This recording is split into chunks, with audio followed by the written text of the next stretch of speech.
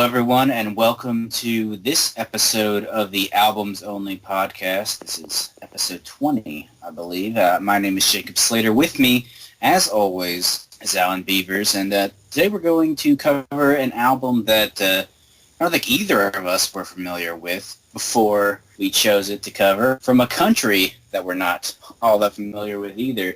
Talking about Secret Oyster, a band from Denmark, and their 1974 album Sea Sun, which is basically just season with a space in between it. And this is a little bit of a stranger episode. Of course, we don't have any real background with the group, and if you look at it, there's not really that much history about the group to talk about. Certainly we'll do our due diligence and talk a little bit about that, but I think we'll be trying to really explore a little bit of a different theme here on this episode. So, Secret Oyster, which by the era of Sea Sun was composed of Klaus Bolling on guitar, Carsten Vogel on saxophone, Jess Stair on bass, Ole Strindberg on drums, and Kenneth Knudsen on keyboards, were something of a supergroup, actually. They formed principally out of another Denmark band called Burnin' Red Ivanhoe, as well as Hurdy-Gurdy, which is where Klaus Bolling came from, and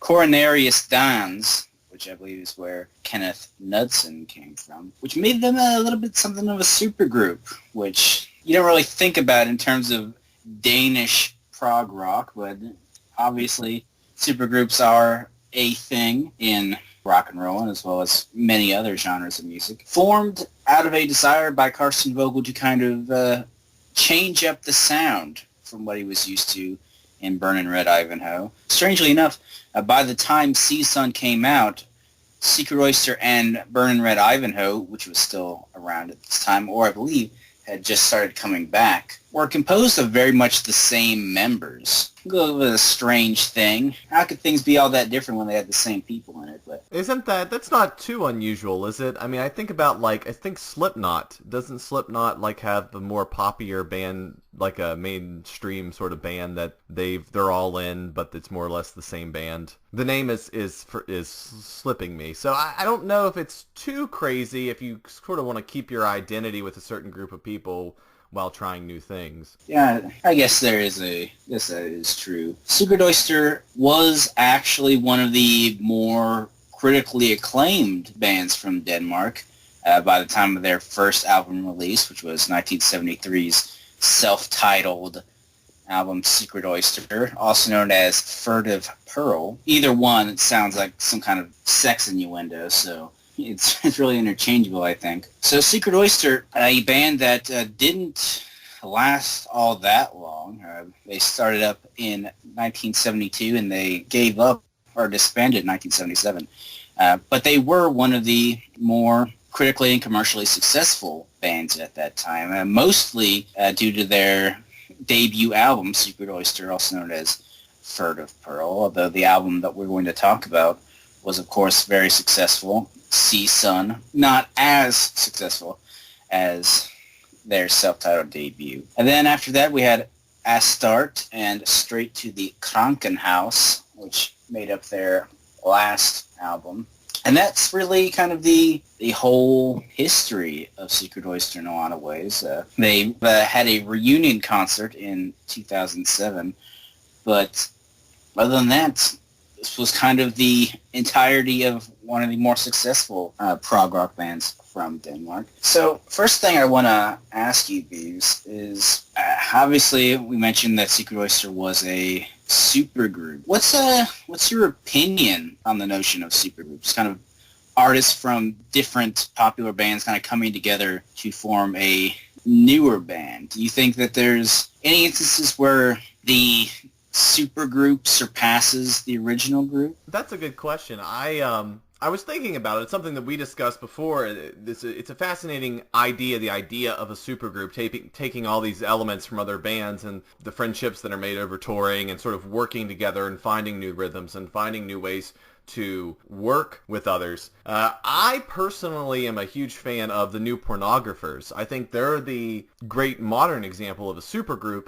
Some people wouldn't consider that to be so. I think they formed around 2000, 2001, but You had members of that group like A.C. Newman, who had his own band at the time that was somewhat popular in Canada. You had Dan Bahar, who was is basically also known as Destroyer, and though some of his more popular albums were released in the this millennium, he began work as Destroyer long before the New Pornographers were there. And then there's Nico Case, who had already started her solo career and, of course, went on to be a big part of the New Pornographers. They're a band that's released several LPs. That sort of power pop sound, they were sort of the pioneers for it, and the revival of this power pop sound in the early 2000s. They're my favorite supergroup. I mean, you talk about like the Traveling Wilburys, you talk about bands like Temple of the Dog would be another good example of it. Personally, not a huge fan of supergroups, but when you talk about the New Pornographers, that's one that I really love, and I guess it's arguable if you want to consider them a supergroup, but if you read the reviews that websites put out, you're going to see them labeled as one. I don't know the validity of it, but since that tag's stuck with them, I consider them a supergroup, and I think they're a good example of one. What are your thoughts on one of your favorites, or if they're generally better? Or? I have listened to Temple of the Dog, and that is a very good album. Can't really call them a band as such, as I don't believe. I think they may have had a bit of a reunion recently, prior to Chris Cornell's passing. That was really the self-titled Temple of the Dog album was really the entirety of that band's output. And I think that's really the thing about supergroups. First off, I feel like even the term supergroup is maybe something that we shouldn't focus on. I think we tend to put too much pressure or too much expectation on a band when we label them supergroups, that we expect these people to kind of work in such a way that that surpasses the original. Just the name of the term supergroup implies that this is supposed to be better than the original. So I think there's usually some problems with that. I don't really like the term supergroup because it implies automatically that what we get is supposed to be greater than the whole, which is not necessarily the case. The reason that bands work a lot of the time is not solely based on a single person. A band is a collaborative effort. And even if there were a single artist that you could say was kind of the major creative influence, like say Frank Zappa and the Mothers of Invention, it's not really the Mothers of Invention without the rest of the group. And what was special about the Mothers of Invention wasn't solely based on Frank Zappa. So I think we kind of put some undue expectations and undue pressure when we label certain artists as kind of a super. And another issue I have with it is that supergroups usually aren't really long-lasting. I think usually when we consider the height of supergroups, say your Temple of the Dog, Mad Season maybe, which was made up of members of, or Alice in Chains, several other grunge bands, the entirety of that group's output is relegated to a single album. That's a good point, but I also wonder, like, you know, when you really think about this, and you think about how many members of bands are in other bands and there's cross-contamination and all these other things, you begin to wonder, because supergroup could take on a connotation across many layers. I think a Perfect Circle could be a supergroup. The Breeders could be a supergroup. I mean, if you're just simply talking about members of the band who are also in other bands, it's sort of, if you have that broad of a definition of it, which some people may, others may say, well, no, it's just people who do their own thing, but they also come together, alongside with recording their own music. They come together with these other members and produce, music on the side, and that's sort of the side supergroup. It's interesting. I just think I should put out there that while it's true that the output usually isn't always too much, it sort of all depends, right? Because we can have such a large definition of that, like Crosby, Stills, and Nash. We could, the Foo Fighters. I mean, you could argue that Queens of the Stone Age is a supergroup in a way. At certain times, they certainly have been more of a supergroup than other times, when, Dave Grohl is part of the band and so forth and so on. It's interesting. I think just because of, I don't want to say the incestuous nature per se, but I think that's probably the correct word, of rock and roll, supergroup's really hard term to define, Yeah, I mean, we've already had some issues trying to define certain things in the music world, genres to be specific, trying to determine what counts as krautrock and what doesn't, and what counts as punk and what doesn't. It's really the issue with kind of such a subjective thing as music and art, that to try to label it with certain concrete labels is very often hard to do. Even something that you would think would be simple, like supergroups, is very difficult, because what constitutes a supergroup as opposed to a band that happens to have members who are in other bands? Is it a case of they're the big standout members of that group? Is it a case of just that every member was part of another band at some point?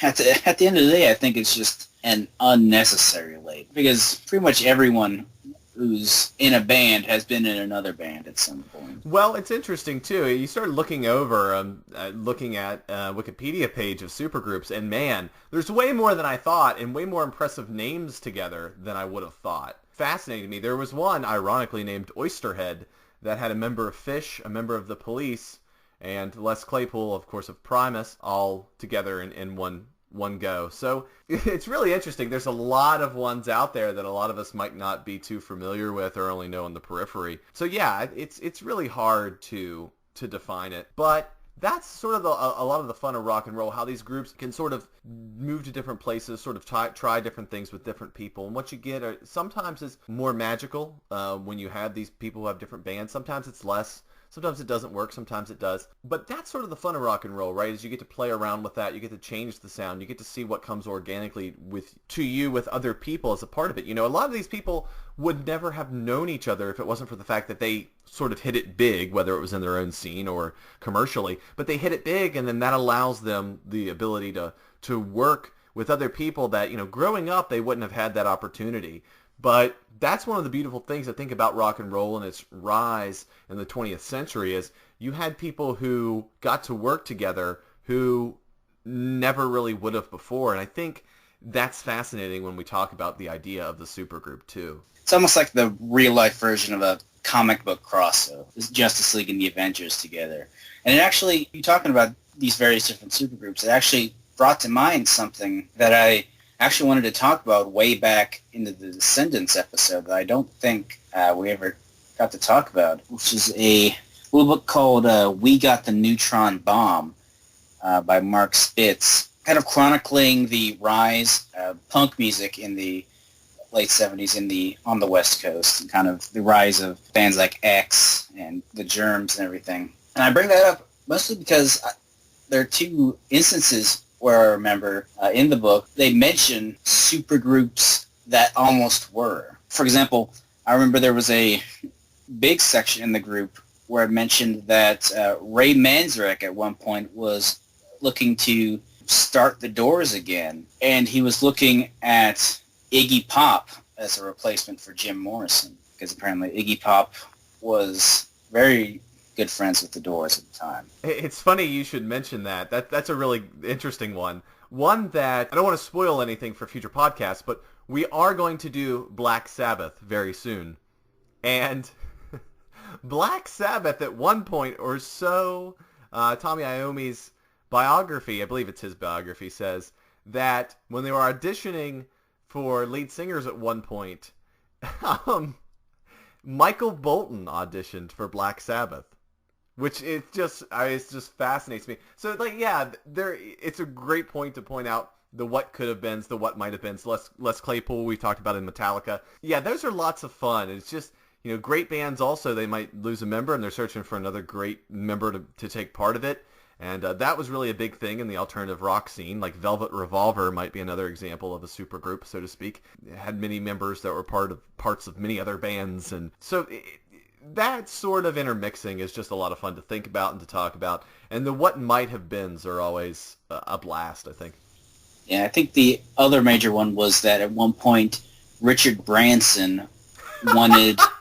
No, he wasn't in the group. Richard Branson was trying to get Johnny Rotten of the Sex Pistols to front Devo. Oh my God, could you imagine? Yeah, I mean, that sounds great. And this was before Johnny ended up starting Public Image Limited. Oh, I see. So, Well, what's really fascinating to me about that is the idea that, like, Devo, as we know the background of them, the de-evolution of the human race, would be sponsored by, like, Virgin Atlantic, and they could just go around in some way, like, flaunting that. I think that would be fun. it would be very, very strange. But I think we can get into the album proper here. I believe we'll still have a little bit of tangents during the talk. There's only 6 songs, so I think we got some time. Talking about Sea Sun by Secret Oyster. This was, as I mentioned before, their second album. We start with, appropriately enough, Oyster Jungle, song that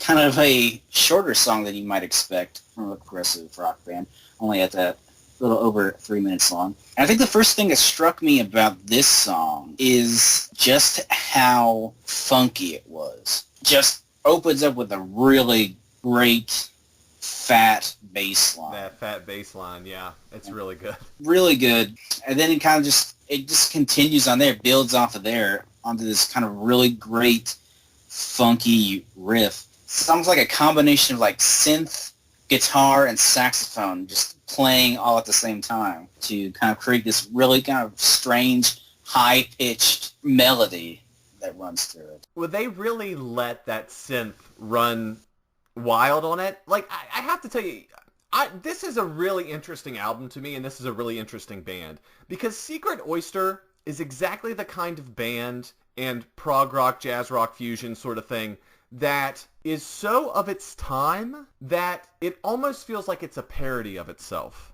Even the cover album art is wonderful. It's something that you would see parodied today or an homage to it today that is sort of like a throwback to this time. They are like the perfect, everything about them is truly perfect in this sort of out-of-world sense, in this sort of throwback sense. They're quintessentially of their time. They feel like, this feels to me also like a band that, you remember in This Is Spinal Tap, where there's that part where the band's basically breaking down and there's just the jazz rock fusion Spinal Tap. Yeah. That's a puppet show. Yes. Yeah. So that's what I think about. Like, this is sort of the sound of what they were going for when they couldn't play any of the songs because one member had left and they were all credited to him and they couldn't perform anything. I actually really enjoy this. This to me also sounds a little bit like that sort of like porno music that sort of gets wrapped up in there, just the way that it begins, the wah-wah kind of sound, all these other things that are going on. It's a little bit of that like 70s instrumental, pornographically associated sound, but it's also awesome. Like, if you can separate yourself from your mind going there, if you have a background like I do, you sort of go there at first, but then you listen to something like Oyster Jungle. This is a really, like you said, great fat bass to open things up with. And then these synthesizers sort of rumble around, and you've got a lot going on here. You've got cello, viola, violin, everything, strings. It's all there. And I really like the fact that this is just a tick under 3 minutes. That's what really makes this track to me. One of the things that I'm going to talk about a little later is some of these songs, for me, even when they're 8 minutes, can feel like 15 minutes, depending on the mood you're in or if you're not quite in the right mood to listen.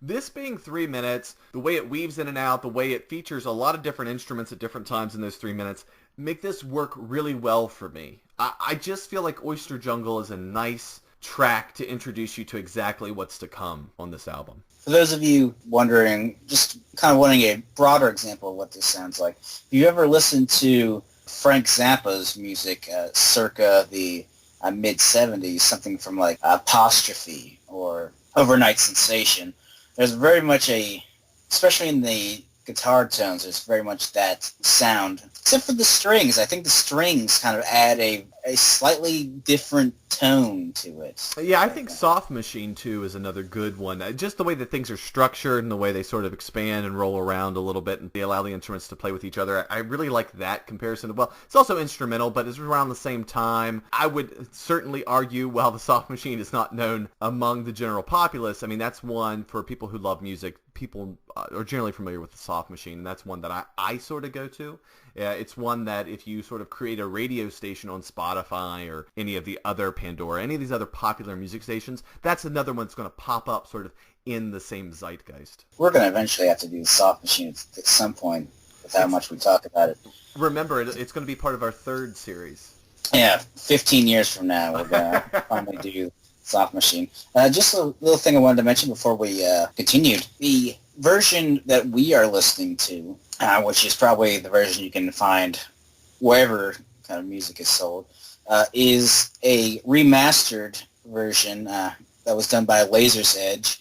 This is not the original sound. So if it sounds very sharp and very kind of clear, which is something we remarked about prior to recording, you have Laser's Edge to thank, and I think they did a great job. Yeah, I don't know what the original sounded like, so maybe the original was also really good. It was a CBS record when it was released in 1974, originally mastered at Artisan Sound Recorders. So I don't know what the original sounds like. Maybe the original was really great too, but this remaster is sweet. I mean, I'm not kidding you. This comes through nice and clear. You might have sort of the biased view that, well, a Danish record released in 1974, how good, I mean, how clear could the sound be? But man, I'll tell you what, this sounds great. So who's ever responsible for this, whether it's the new remaster or it was originally mastered, well, a great job, because that's a real beautiful thing that comes through on these albums that Jacob and I were talking about other albums we're going to do in the future. They don't sound this good, and people haven't taken the time to remaster some interesting works, and we'll get to that at one point in the future. But it's great to hear that at least Secret Oyster and Sea Sun sound really, really good. So we move on to the second track, and this is really where the prog starts coming in. Because the first song, Oyster Jungle, was 3 minutes long.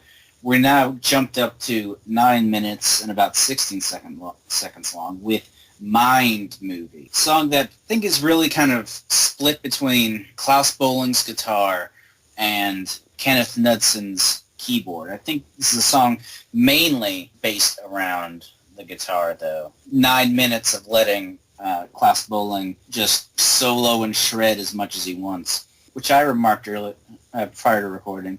Sounds a lot like While My Guitar Gently Weeps. If you remember that completely and totally famous Beatles song, you might get an idea of what it sounds like. Yeah, that's a great way to put it. I like this one a lot. This, to me, it's funny that the title of the song is Mind Movie. And it's funny, when this plays, I sort of envision a weird home movie, weirdly, oddly cut mashup, because it does have that sort of psychedelic, nostalgic feel to it.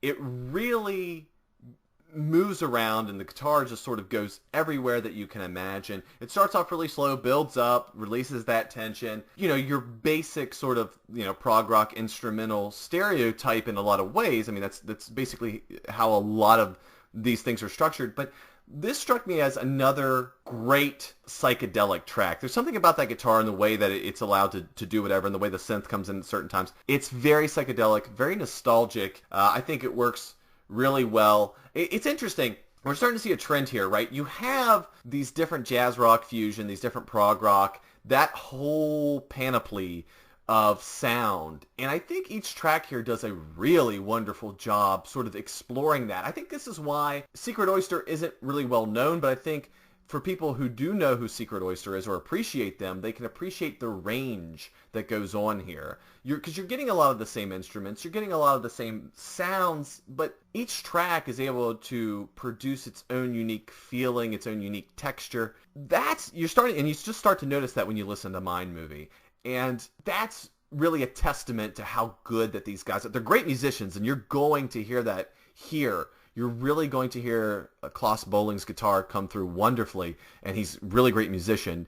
And it's nice to be able to have great musicians be able to do their thing and appreciate it, but do it in a context where it's just not them, showboating or, masturbatory in what they're doing. It fits well within the album. It fits within what they do. So it's a wonderful testament to each individual performer here. Yeah, actually brings me to another question I was going to ask you, Beeves. You kind of touched upon it a little bit. Earlier on, we covered a band called The Descendants and an album called Mine Goes to College, a staple of the hardcore punk genre. that sprung up in the late 70s and early 80s. Punk music, in kind of the generalized history of music, is generally is considered a reaction to progressive rock and, you might say, stadium rock, a kind of reaction in terms of a more quicker form of music, a angrier form of music, a more direct form of music. And I was wondering, really, first, if you do consider that to be the case, that punk music was kind of a natural reaction to prog rock.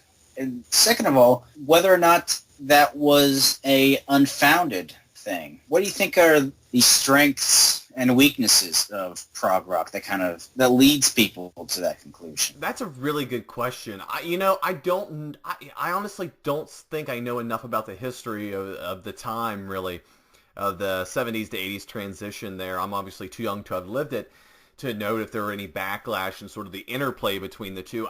I always thought of punk as more a reaction to disco and pop. I saw it as sort of just a natural anger that arose sort of from the baby boomer generation as they got older. I just sort of saw it, I guess every movement in some way, you can make the argument, is sort of a counter to what came before it. So maybe there is some truth to that. Maybe it's just natural to have sort of that rubber band, right? So you go in one direction and the next generation says, well, we're tired of that. That's what our parents listen to. We don't want to do that. So there is a sense to which I could see that argument, there being some validity in it, certainly. Don't know how much of it is a direct backlash against prog. I think the thing about prog makes total sense, especially its rise in the 70s. You had that 60s, you had the Beat generation well before the 60s, but then you sort of had the hippie culture in the 60s. You had that laid back, everyone's going to smoke a joint and relax and just freak out, man. And, Carl Sagan, let our minds sort of expand atmosphere and tone. And I think that prog was sort of a natural outpouring of the idea of an expansive mind, of sort of the drug culture, of those sort of things. You can certainly see how those go together. I just don't know enough about punk and sort of the transition from prog to punk to comment on that. I think it's interesting. I think about glam as sort of a weird interstitial somewhere in there that sort of also takes its place, and you can sort of see how there's maybe that's a connecting line somewhere. But, Slater, to be honest with you, I don't know if I could comment on that with any real authority. What are your thoughts on that? Because I'm wondering if you have anything that we haven't talked about or said that might be an interesting line that could be drawn. I've always kind of considered punk music to not only be kind of reaction culturally to what was going on and musically to what was going on. I also kind of feel that it was not only a reaction, but a natural progression of what was going on. Music in general was kind of moving towards a more simple and more kind of aggressive thing. I mean, you had glam rock in the early 70s, which kind of was itself a very simple form of music that was spruced up and glamorized fashion-wise, which got the punk started where it was going. I mean, obviously, when we talked about Susie and the Banshees, we mentioned that, Sparks was a major influence, and Sparks was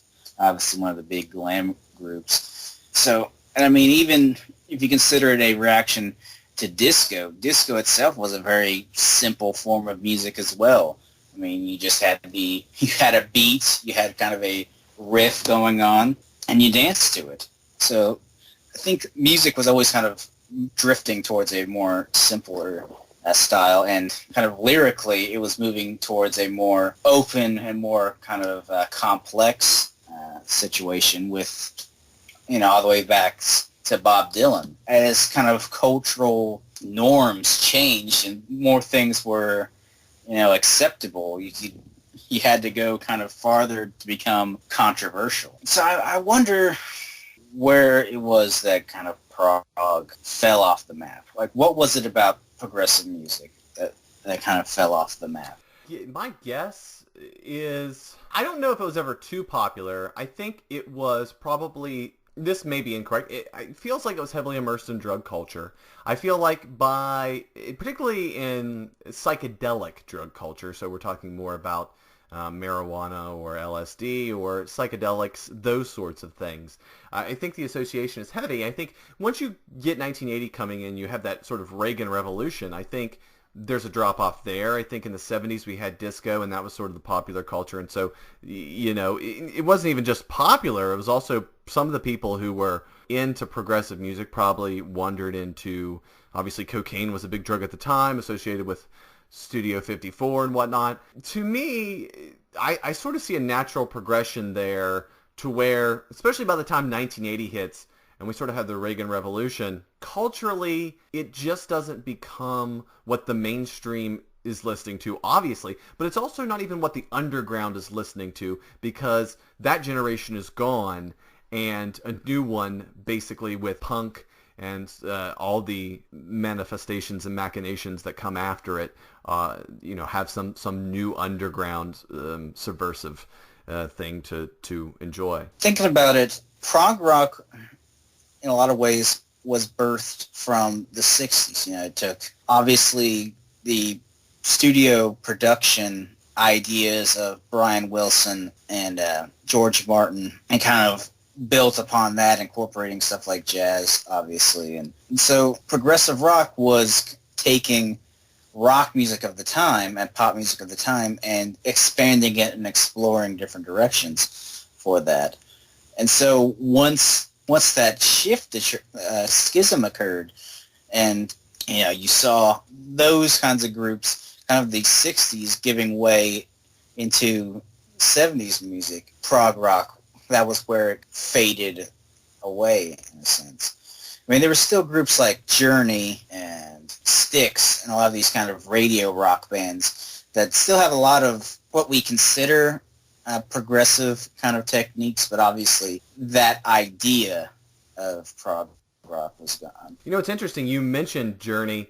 I actually thought of the band Kansas when we talked about the next track, which is Pajama Mafia, which is a lot of fun to say, and weirdly a lot of fun to look at. Just the way it jumbles together is kind of neat. I really thought about this song, the way the acoustic guitar is throughout the song really made me think of Kansas. Like there's a Carry On My Wayward Son, or there's some, it sounds so familiar, that guitar.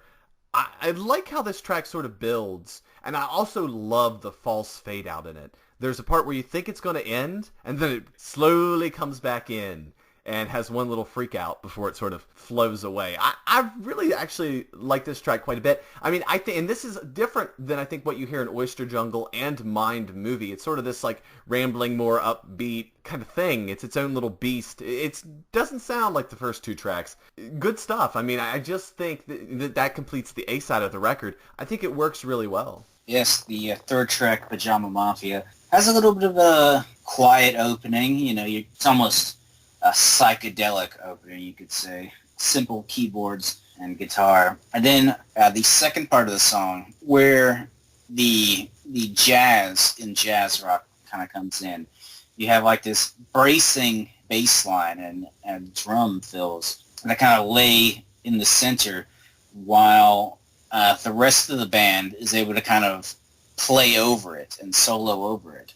And I really like this track, actually, especially the kind of last half, mainly for that awesome little, I don't know what you'd call it, like a musical phrase that goes on, where it's like, da-na-na-na-na-na-na-na-na, yeah. Yeah, that's very sort quick, of rambling up-tempo. It's a little more up-tempo than what you'd be used to, yeah. Just like very kind of, not only very kind of exciting and bracing, but also very obviously well performed. Like it sounds incredibly tight, which is, I think that's one of those things about progressive rock bands, is that although they were kind of labeled with the terms excessive and masturbatory, the great prog rock bands always kind of proved themselves in the end.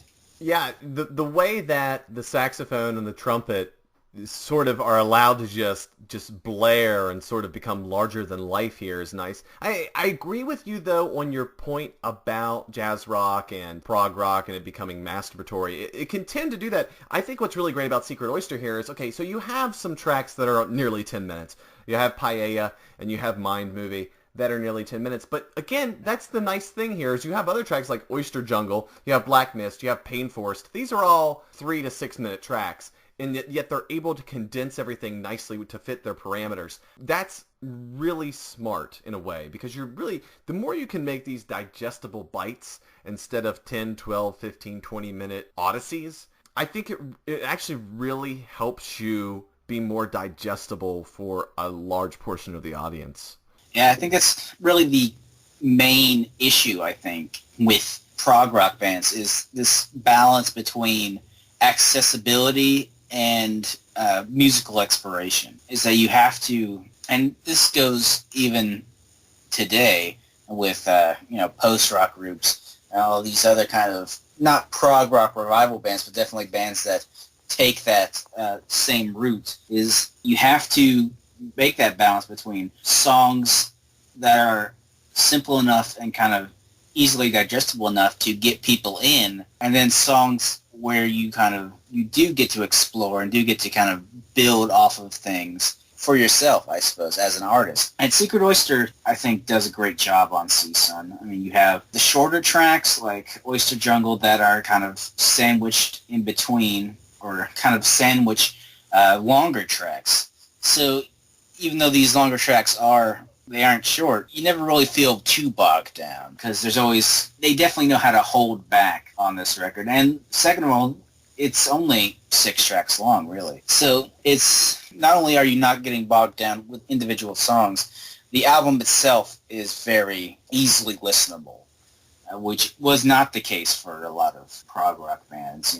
They did a lot of long suites, kind of multi-part arrangements, everything. And I think, although I appreciate them now, I don't know if I would have appreciated them back then. But I can appreciate that, but at the same time, it's like, you gotta get on with it. That's a great point, and that's also my thought on Black Mist, the first track on the B-side. What's really neat about this is it opens in such a way that you think it's a rock and roll song. It's in a really good one. Like, the way the bass guitar and the main electric guitar here sort of intertwine is wonderful. It starts off that way, and then you sort of get some synthesizer, and you get some funkier elements, and you get some saxophone that sort of make you see that this is jazz rock fusion, and there's not going to be vocals or anything like that. But I just sort of love the way that Black Mist begins. And again, this one's not even 4 minutes long, too. So even sort of like the jazz portion of this track doesn't feel like it's outplaying itself, like it's outstaying its welcome.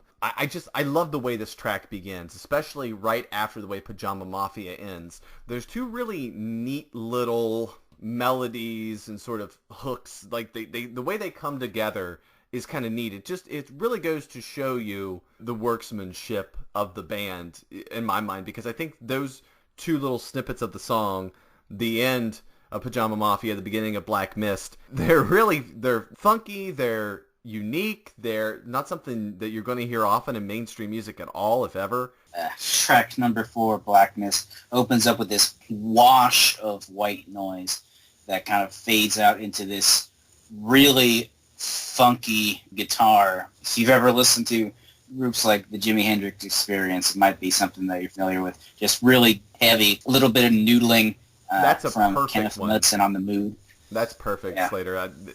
Jimi Hendrix Experience, that is the perfect example of that. I mean, we think about All Along the Watchtower and all the pop Jimi Hendrix stuff, but a lot of other stuff that we heard from them is very reminiscent of this on Black Mist. Just like a really kind of simple song at the beginning, which, if you look at the record as a whole, I think this kind of paints Black Mist as a bit of maybe the weaker track on the album, because a lot of it is just this kind of admittedly great kind of interplay between the guitar and the Moog synthesizer, with a little bit of drum and bass in there. And I think about a minute and 20 seconds in, you get Carson Vogel on the saxophone, which is, I think, the only time on this album that you really get to hear the saxophone on its own as an instrument. I think a lot of the times it's kind of in the mix, but you can't really separate it all that well between the guitar and the synthesizer. So it's nice to see a song continuing the Albums Only podcast tradition of having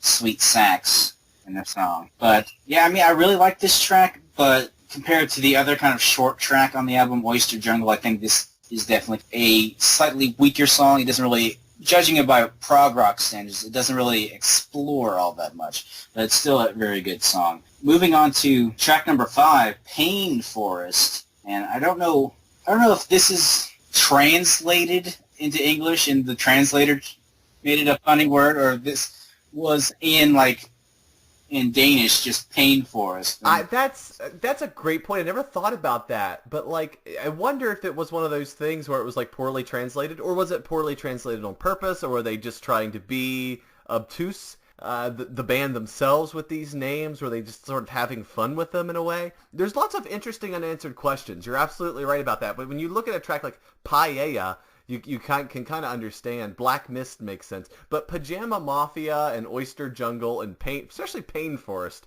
given what the song sounds like, that's interesting. I never really thought about that. Pain Forest is interesting, partly because it kind of contrasts the relative simplicity of Black Mist and the kind of familiarity of Black Mist to other songs like Oyster Jungle, in that it is starkly different, in that it opens with not a fat bass line or some kind of guitar solo that you might expect, but a full-on orchestral arrangement, violins, cello, or violas. And it's not until a minute or so in that we actually get to hear proper instruments like keyboards and saxophone. But it is a very kind of stark, cold open, also very gloomy as well. The first thing I thought of when I heard this is Pink Floyd's Animals. There's a Pink Floyd sort of tone here, and I know that can be easy to say, well, they sound like Pink Floyd, but it really does, and you're absolutely right about the strings that open this up. They're gorgeous, and it's sort of unexpected, too, that this is not something you'd expect from the previous 4 tracks, so this variation is awesome. And just sort of the way the guitar is, to steal a little bit of what we talked about earlier, gently weeps. I love it. This became, the more I listened to this album, my favorite track. I think it's the one that is the most unique and the most emotive. Man, the emotion really comes off of this one. Yeah, it wouldn't surprise me to have heard this opening up a horror movie in the 70s, an Amityville horror movie, just that soft kind of slightly paranoid keyboard just going da na na na na, and then you have that Klaus Bowling coming in on that guitar, and it just sounds. Not only does it sound so much kind of brighter, that it's kind of in this space by itself while the rest of the band is in the background, but it's such an sad guitar. Something you think to yourself, well, it's a rainy day. What do I want to put on this rainy day to feel gloomy, that it's all wet outside and I can't go out?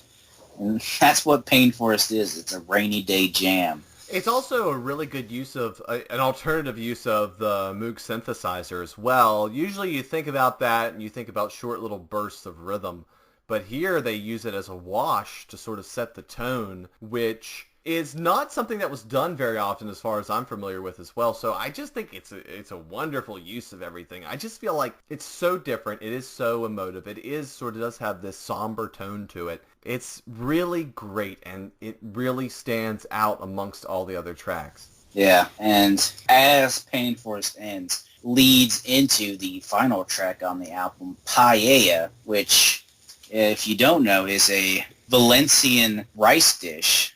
It has ancient roots, but its modern form originated in the mid-19th century in the area around Albufera Lagoon on the east coast of Spain, adjacent to the city of Valencia. Can be made with rice, green beans, and all sorts of various meats. Paella, not only a delicious rice dish, fits the same mold in some ways as Pajama Mafia, in that it is a song that's kind of built for solos. You have this beat that is put down for the bass and drums, and then the rest of the band kind of work around that beat, throw things onto it, create a bigger, kind of grander experience. But whereas Pajama Mafia was kind of a brighter song, a more energetic, bracing song, Paella is strangely dark. Not in the way that Pain Forest was kind of gloomy, but Paella is almost sinister. This bouncy bass-driven stomp that reminds me a lot, actually, of Primus, specifically a song called Welcome to This World off of the album Pork Soda.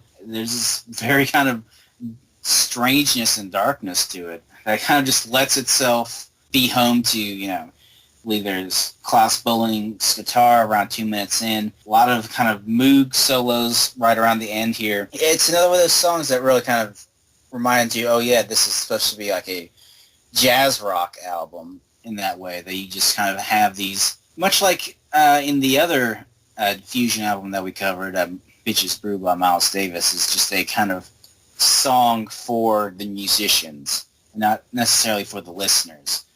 Just to kind of like, all right, we're just going to jam, and everyone gets their kind of little bits. So this is sort of the masturbatory stereotype to me. Paella is my least favorite track. I can at least appreciate sort of the tone that they're going for here. I think it's definitely, again, sort of that stereotypical sort of prog rock noodling kind of track. To me, it's unfortunate because every other track before this, even Pajama Mafia, which you're right, there is sort of a parallel between the two, and they sort of work in the same way to allow the artist to express themselves with their own solo.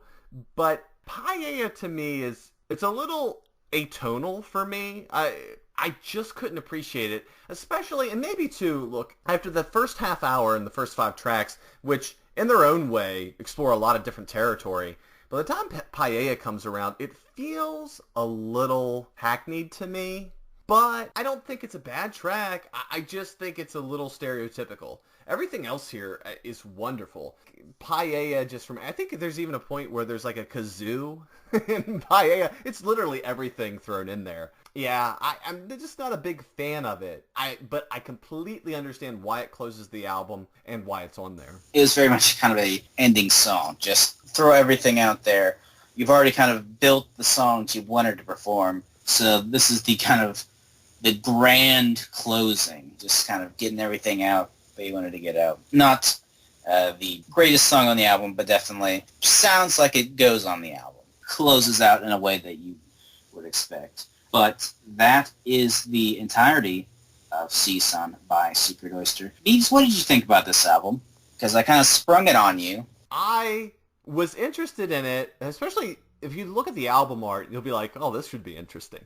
Because it really does. It really is of its time and so wonderful in that way. I didn't know what to make of it. We sort of have had random luck throw this at us. But I actually enjoyed it, and it was, for me, an experience in something that I don't have a lot of experience with. I don't have a lot of experience with prog rock, with jazz rock fusion, with a lot of this. And 2, it's a band that's well-respected, but sort of unknown.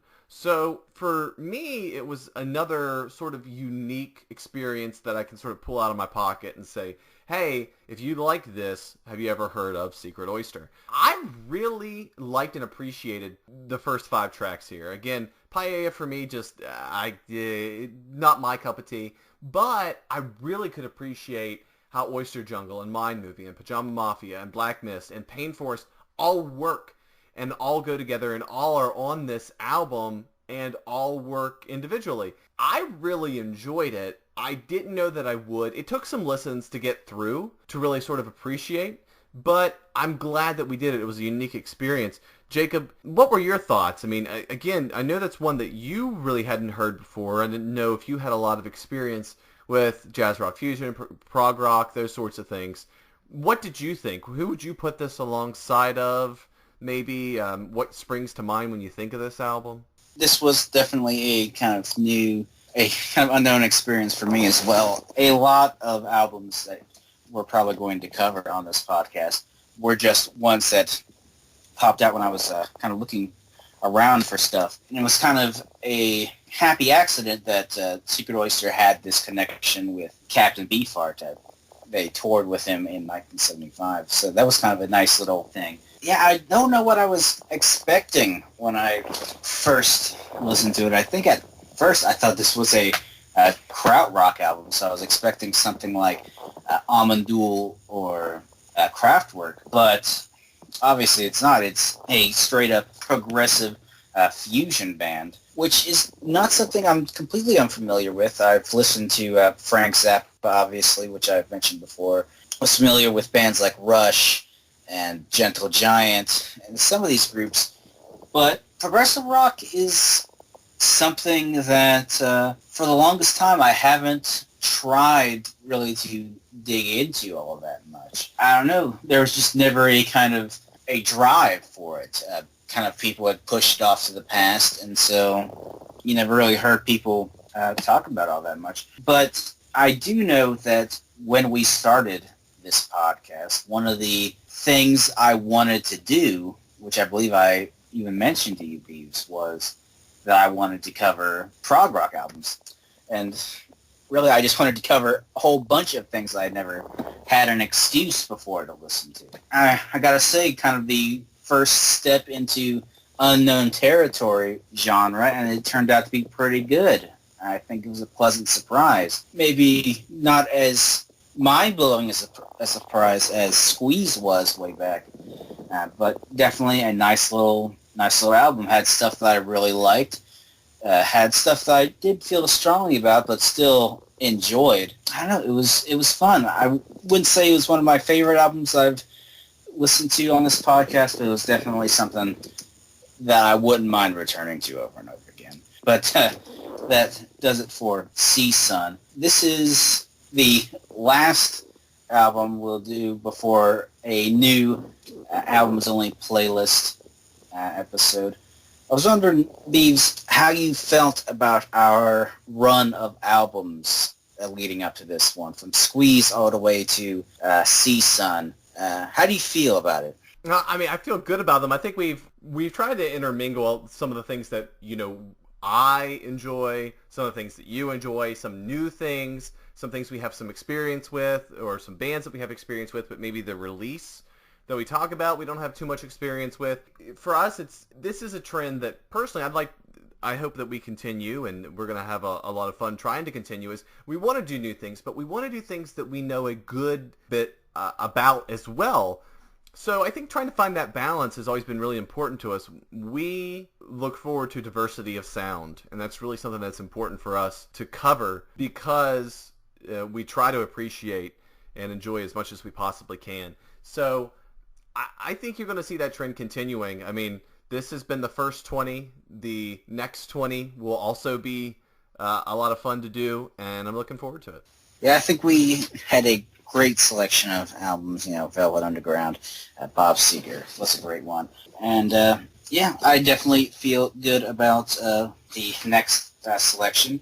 Coming up later in the week that you hear this, we'll have the second Albums Only podcast playlist. And starting for episode 21, we will have an album that's very close to my heart and a band that's very close to my heart. Black Sabbath's self-titled debut album, released in 1970. We haven't left the 70s yet, but it's a great album. It's the foundation of metal music, a genre that, when you think about it, also sprang from the progressive rock scene. Bands like Led Zeppelin and Black Sabbath were not all too dissimilar from bands like Jethro Tull and Genesis. So it'll be kind of interesting to kind of take a lateral step, get a little simpler and a little darker. But that will do it for this week's episode. Hope you like the second AOP playlist. Hope you like Black Sabbath next week. And I hope you like this episode, because it was a very good one. But I have been Jacob Slater. With me, as always, Alan Beavers. And we'll see you then. Bye, folks.